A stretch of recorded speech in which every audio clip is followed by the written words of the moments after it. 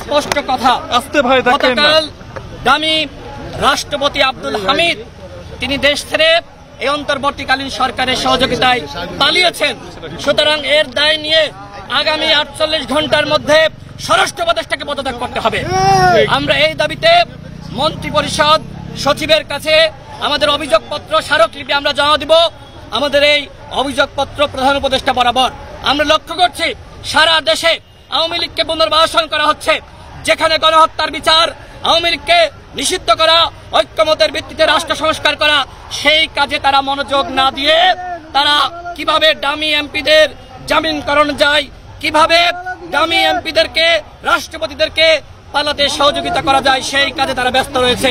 সুতরাং আমরা আজকে স্বরাষ্ট্র উপদেষ্টার পদত্যাগের দাবিতে স্মারকলিপি জমা দেওয়ার জন্য আমরা সচিবালয়ে যাচ্ছি। নিশ্চিন্তে খান স্বাস্থ্যকর অল টাইম পান, অল টাইম হেলদি লাইফ।